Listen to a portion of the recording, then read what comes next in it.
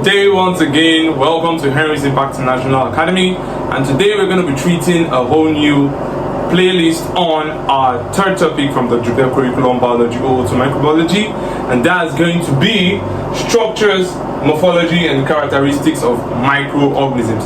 We're going to be running through all of this subtopic that is detailed in our syllabus there, where we're going to be talking about the morphology and structure of microbial cells, and then we'll look at the biochemical characterizations, and then we'll also go into reproduction. Finally, we'll conclude with growth types and phases. So for this first lecture, I'm going to be introducing us to microorganisms. And before I go or dive into the concept, do well to click on our subscription button so that you can be a part of our community, and also click on the notification bell so whenever we drop content like this, you will be notified. All right, good. Let's go right in. Now, we have microorganisms. We know that whenever you hear the word microorganisms from our previous lectures, it simply means organisms that are too small to be seen with naked eye. They are too small, that's the key word there, too small to be seen. Or you can use the word too tiny to be seen with the naked eye. Now, it means that to view or observe microorganisms, you will need the help of a microscope. So a microscope basically is a device that enables you to see or observe microorganisms that are around you. You understand what I'm saying now? There are microscopic techniques you use to view them in the laboratory, but basically, to keep this very simple, all you need to know is that microorganisms are organisms too small to be seen with the naked eye, and therefore for observation purposes we need the help of a microscope, and that will help us view them better and observe them better. Alright, good. Now, having known this now, what are some of the major characteristics of microorganisms generally? First thing I need you to understand is that microorganisms are ubiquitous. Yeah, so first thing first, these guys, they are ubiquitous. And when we say microorganisms are ubiquitous, it simply means that they can be found everywhere around us. You understand? Both in air, you can see them in air, you can see them in water, you can see them on the land,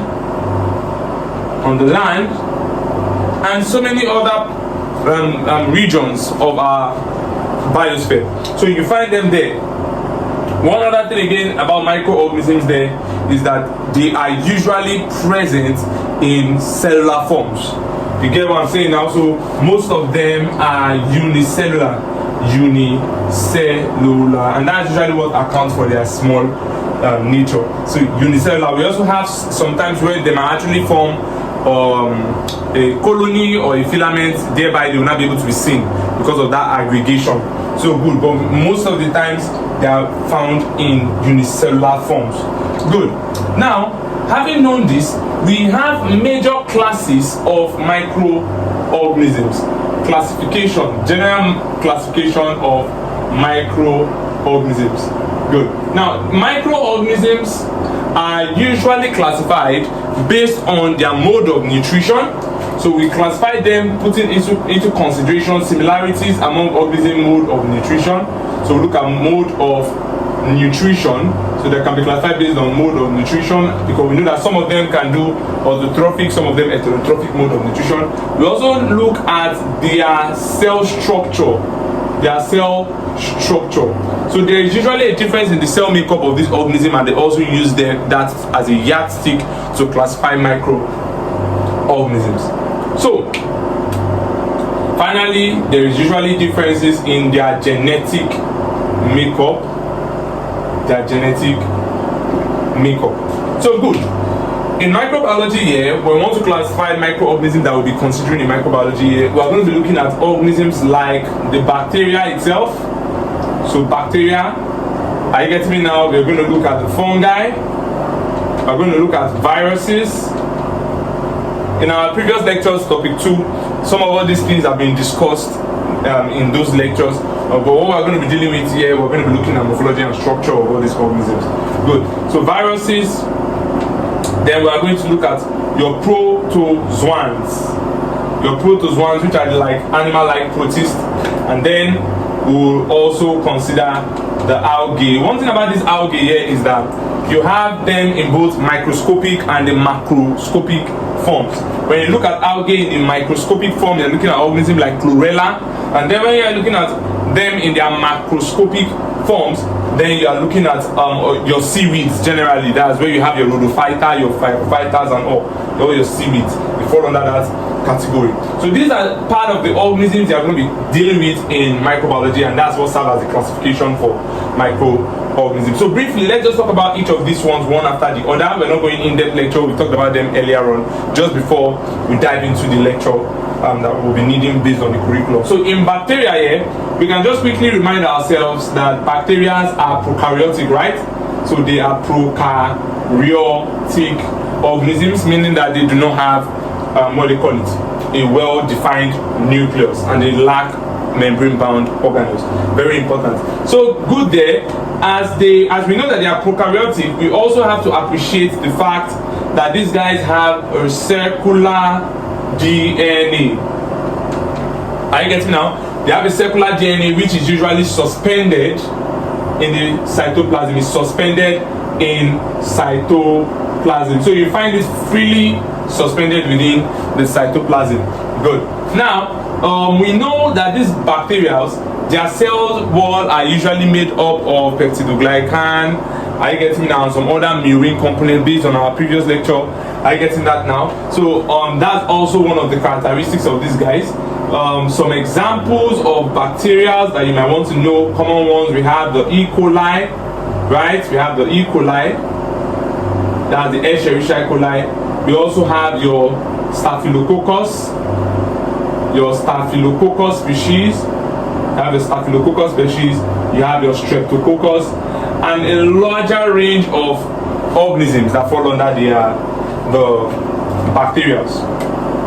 Then, what can we say about the fungi? Their cell wall are usually made up of chitin, right? That's one of the major things you want to know about the fungi. And again, fungi are what? They are heterotrophic. They are we have heterotrophic.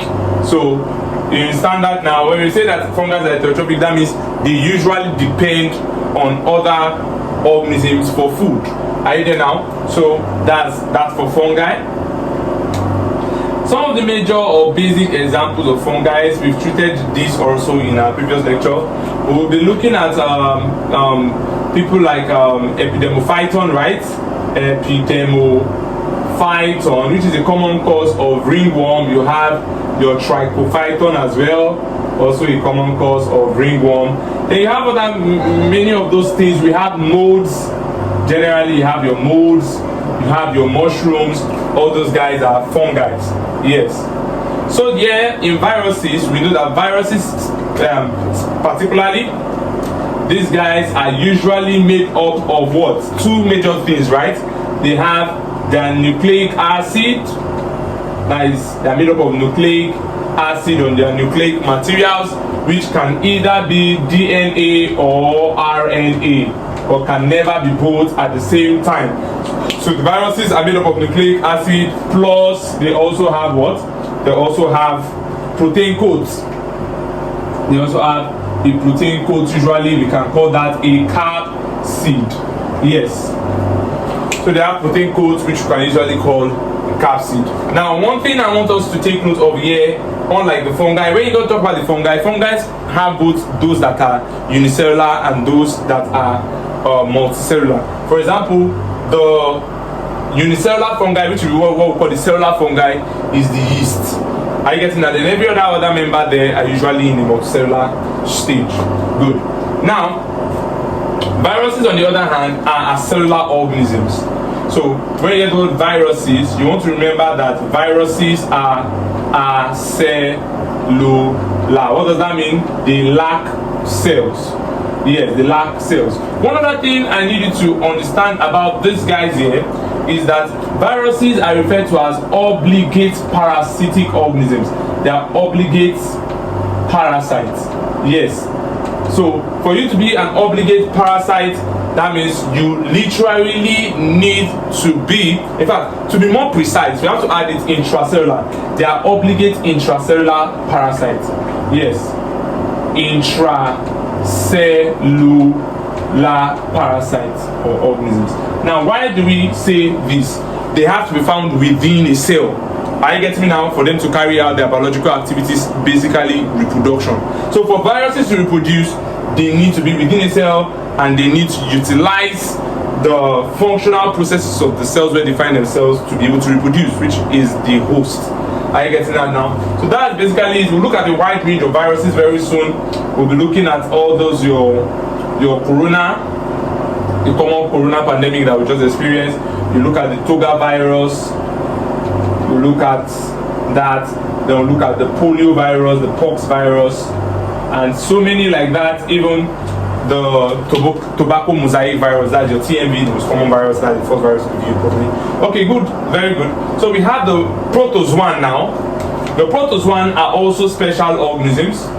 These organisms are usually found as unicellular organisms. So majority of them are unicellular organisms. Majority of them are unicellular organisms. And then you find them to move or have different organelle of locomotion. So they move via the use of cilia or flagella or your pseudopodia and all those things. So they have various organelle of locomotion. So they differ in organelle of locomotion, In fact, that's what they use in classifying them, and I'm sure in our previous lecture we looked at those things where we discussed about the sarcomastigophoras using flagella. We talked about your sarcodinas. We talked about that's your sarcodinas, which are basically those that make use of your pseudopodia. You looked at those ones in the category of ciliophoras, that is the cilia moving organisms, and then we talk about those that were moved by stunting, right? You look at those that look like are moved by stunting, which are the sporous ones. All right, good. Algae now. So under your algae, like I said earlier, these guys here, they have pigments. They have pigments that enable them to take part in autotrophic mode of nutrition. Autotrophic mode of nutrition. That's like saying that they have chlorophyll, and there are a wide range of pigments, not just chlorophyll. You have chlorophyll, chlorophyll B, xanthophyll. I get me now. So they have most of those carotenoids and all. So they have many of those pigments there that enable them carry out autotrophic mode of nutrition. And like I said, these guys range from those that are microscopic, algae, to those that are macroscopic algae. And I need you to make sure you remember that an example of a microscopic algae is chlorella. An example of macroscopic algae are generally your seaweeds. And your seaweeds make up your phycophyta, your rhodophytas, and all. So what are the general importance? Because if you look at your curriculum there, you see that you're supposed to discuss on the importance of studying morphology and structure of microbial cells to humans, to our biological system, to our economy as a whole. So we're going to be discussing that here. So the importance of studying microbial cell structures. Are you there now? The importance of studying microbial cell structure. So one of the importance there we'll look at is the importance in the medical field. So we're looking at the medical importance. So basically, the study of microbiology, the study of microbial cell structure has enabled us to find out that some of these microbes have characterized features that enable them serve as vaccines or serve as important tools in the production of vaccines. Are you there now? So they find them as important tools in the production. So in the production of what? Of vaccines. See them there in the production of vaccines and what? And also antibiotics. This can be seen when Alexander Fleming was able to isolate or produce penicillin from Penicillium notatum, which is a fungi. You see that now? So it is via the knowledge of microbial cells such as fungi now in this case here that was used in producing that antibiotic. You see that now? So it's also used in the manufacture of vaccine. The knowledge is used in the manufacture of vaccine. So we have environmental importance. Environmental importance. So when they ask you to highlight the importance of microbiology, the study of microbial cells, these are what you want to write. You want to make them understand that we have the medical importance to state that production of vaccines and antibiotics. Also even used, that knowledge in medical field is what they use actually even in understanding disease states. You get it? So here now, environmental importance, we want to look at how it is beneficial in detoxification of the environment, detoxification of environment. Yes. So there's something we call bioremediation.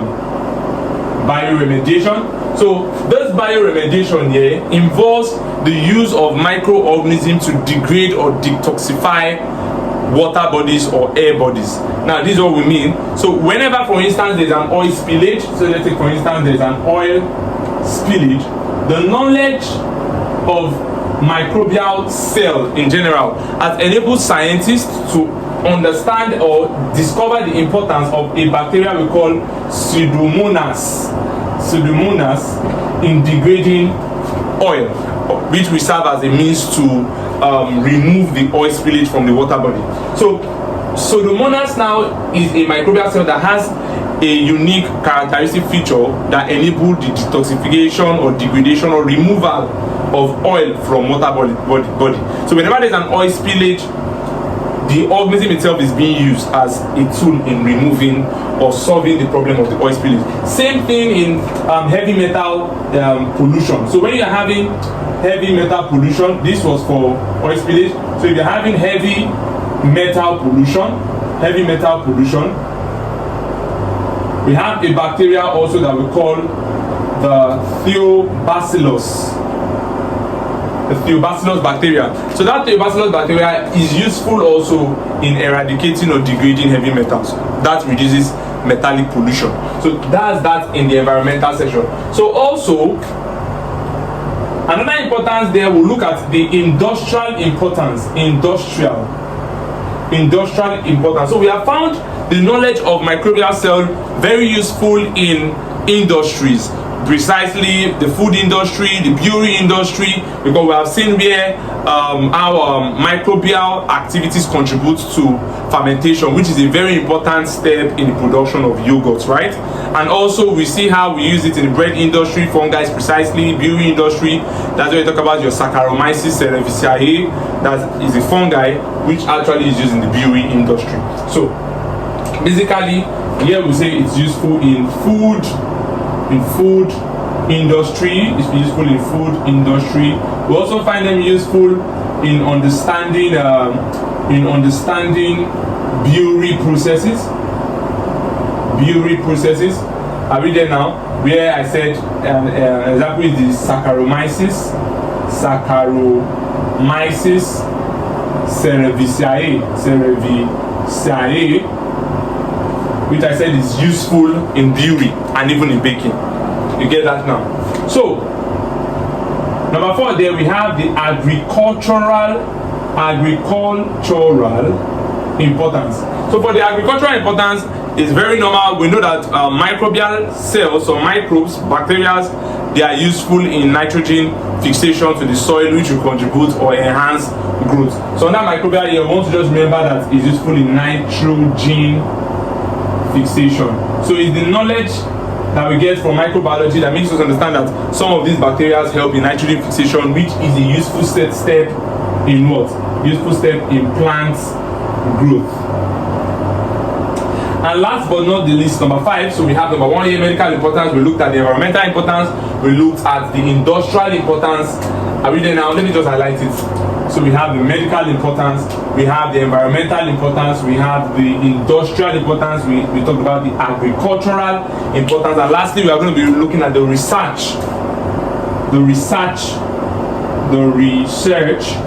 importance. So basically the knowledge of microbial cells has made some organisms, some microbes, stand as what? As models in research. What's a model in research? Something that can easily simulate a particular scientific observation or study. So we want to look at, we find out that some organisms, for instance, Escherichia coli, can be used to serve as models in study of both genetic and molecular biology of other organisms.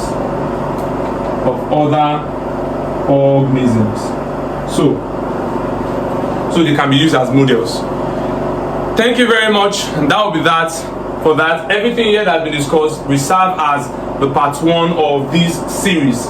So we have just introduced you to microorganisms. We have looked at the classification of microorganisms. We said that they are classified looking at their mode of nutrition, cell structure, and genetic makeup. We looked at those classes there. We looked at fungi, bacteria, fungi, viruses, protozoans, and algae here in this course. And then we'll discuss the importance of microbial cell. So do well to subscribe to our channel and click on the notification. Thank you.